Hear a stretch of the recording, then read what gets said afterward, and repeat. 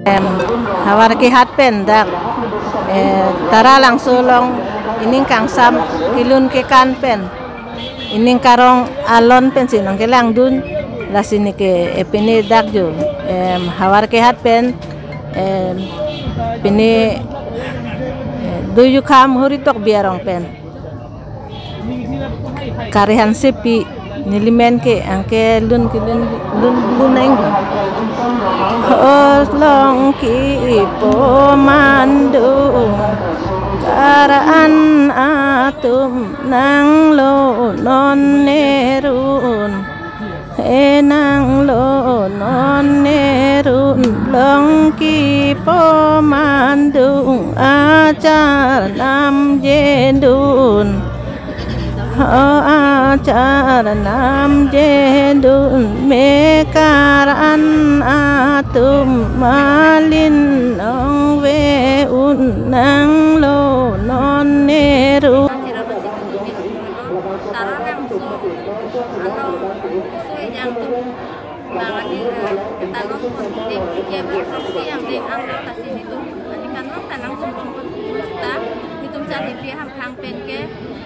serap pun ke labuhan lo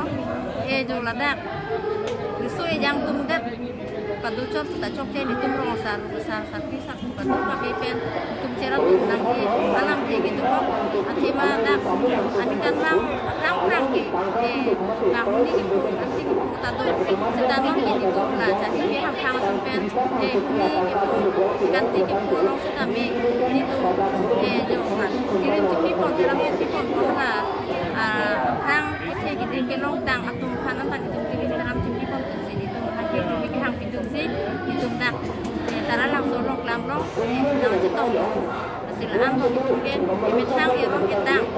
jadi dia ham tak aku pen tang sireng bang atu bang aron tang itu kangan aku tang anu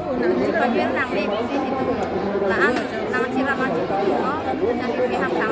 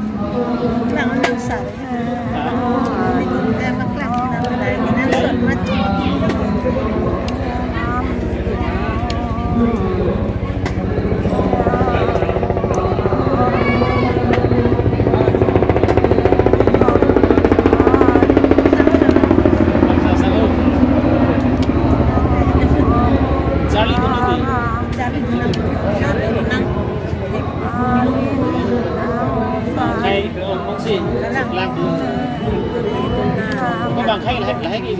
bắn cái gì cái nào xương kia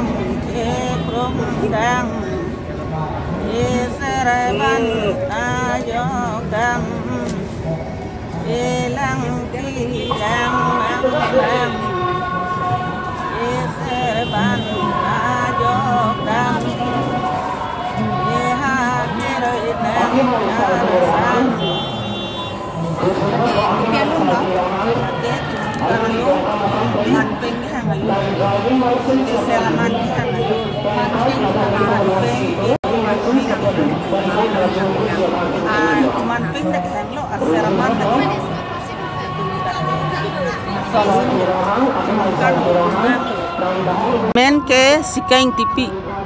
mohori rong pierong tum nang kidun ke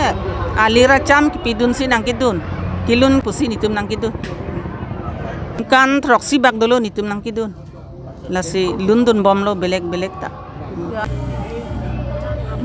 kang sang pi marang ni me arani an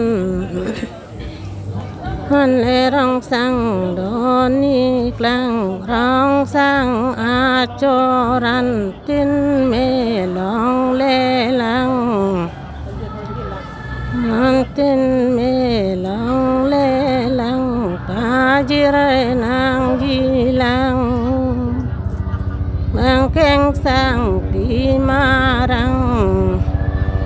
lang ran dunia bang rone apu sang ong yang pasem klang han leang yang pasem klang nang si tang me tang akir pateng rang han akir pateng rang bang si nang pang doro pang ang narone apu sang ayok pateng rang ayok pateng rang ranti ni abang kati mo sang araling metang mang giang pasem klang none nang jog jam mang si mam cho man sang me yo lang lang sang me le yo tang mang rone apu sang rone nang jog jam narante ni abang andro che yang kang dang pa chong mi klang bang ranti ni abang bang chi re pa khoro dang norone pa plang norone pa tang akire karon jang so pleng chi da jam han so pleng chi da jam Mahakir karana plang ranti ni abang ranti ni abang karali nang coran lore nom keretang bang oleng coran norone bang nom plang ang coran pimentang norone aposang lehong yang kasem